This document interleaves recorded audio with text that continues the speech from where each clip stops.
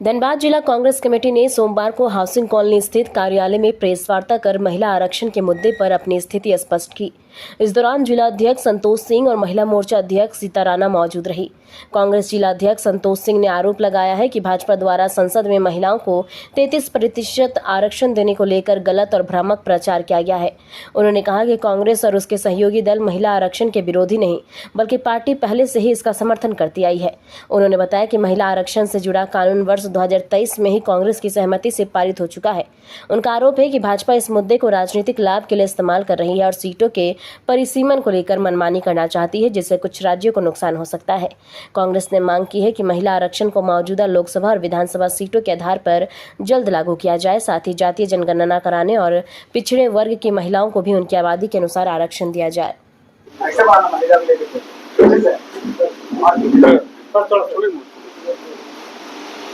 देखिए, आज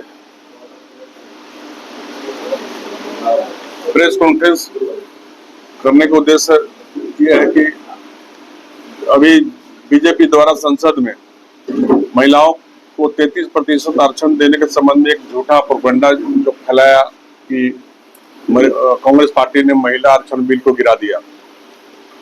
महिला आरक्षण बिल 2023 में ही पास हो चुका था और कांग्रेस पार्टी ने महिला आरक्षण बिल का पूर्ण रूप से समर्थन किया।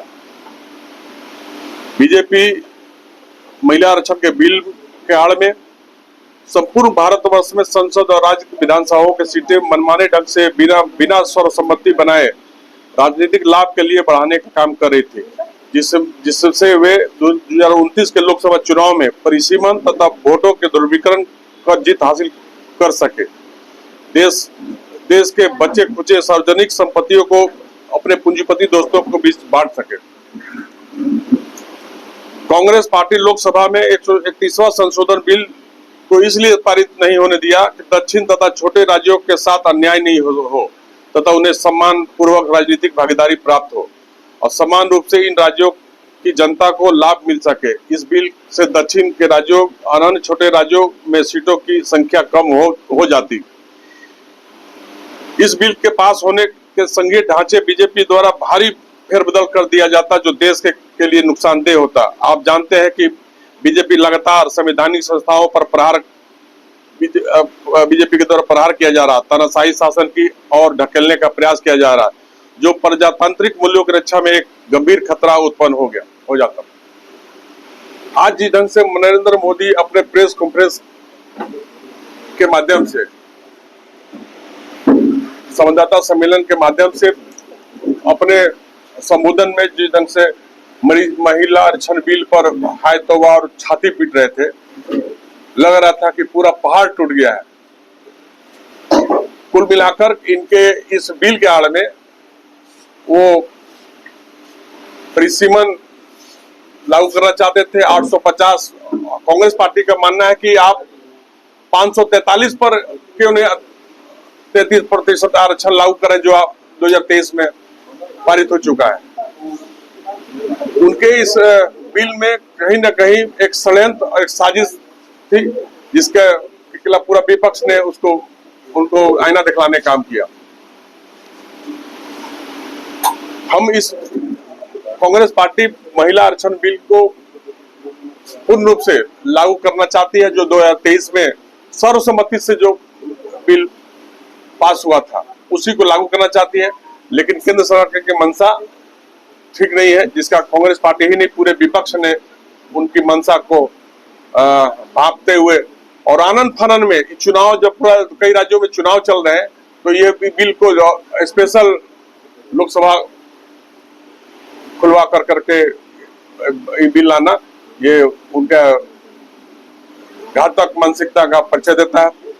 हमारे बीच महिला कांग्रेस के जिला अध्यक्ष भी हैं और हमारे जिला उपाध्यक्ष बिल्किस खानम जी भी हैं, हमारे उपाध्यक्ष अवध नारायण प्रसाद जी भी हैं और अनुसूचित जाति के जिला अध्यक्ष राजू दास जी हैं, प्रवक्ता अक्षय प्रसाद और प्रवक्ता बबोली सिंह, उपाध्यक्ष हमारे भाई शाहिद कमर जी, इरफान खान चौधरी जी भी हैं। हम चाहेंगे कि महिला आरक्षण बिल पर हमारे सीता राणा जी इस पर अपनी बात रखें।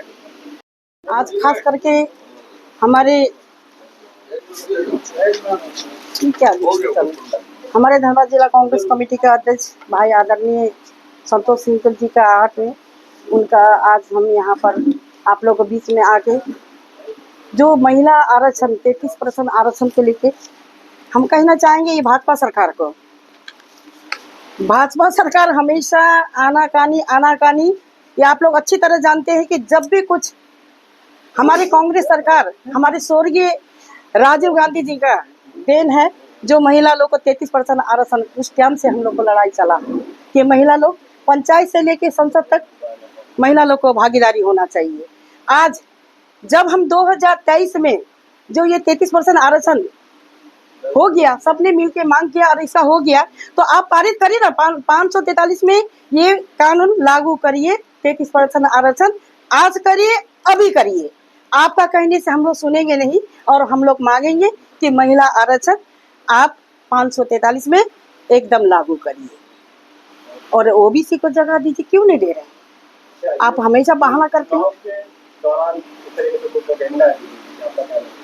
जी। आरक्षण लेकर आया गया महिलाओं के लिए, इस तरीके से आरक्षण चुनाव के दौरान लेकर आया गया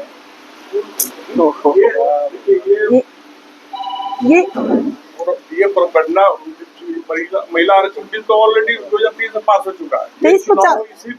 महिलाओं को बहकाने के लिए, खाली आंख में धूल डालने के लिए उनकी बहानाबाजी है। असल में परिसीमन में उसको 850 सीट बढ़ाना है उनको, और कांग्रेस पार्टी और पूरा विपक्ष करता है कि 543 पर आरक्षण लागू कर दीजिए, और उससे बीजेपी को नुकसान है। वो देखते हैं कि मेरा 180 करीब महिलाओं को जो उनका आंकड़ा है सांसद का 180 के 100 कितना है, उनको महिलाओं को देना पड़ जाएगा।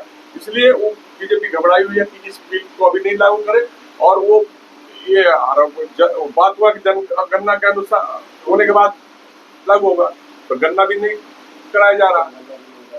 उनका खाली बहानाबाजी रहता हमेशा। एक चुनाव में लाभ लेने के लिए ये हथकंडा अपनाया गया है, और कांग्रेस पार्टी महिला बिल के समर्थन में पूरी तरह से काम कर रही है, और जो 2023 में पास हुआ है वो बिल सरकार लावे, अभी लावे, कांग्रेस पार्टी उस बिल के साथ में है। और हमारा ये भी कहना, जातीय गणना सिद्ध कराई जाए ताकि परिसीमन में SC, ST, OBC को गणना के आधार पर उनको हक उनका मिल सके। संविधान में पिछड़ी जातियों का आरक्षण दिए जाने की प्रावधान है, अतः महिला आरक्षण बिल पिछड़ी जातियों के महिलाओं को उनकी जनसंख्या के आधार पर आरक्षण देना सुनिश्चित किया जा सके। ये पूरा मामला है। हम चाहेंगे कि हमारे अवध नारायण प्रसाद जी भी विस्तृत रूप से आपको अवगत कराएंगे।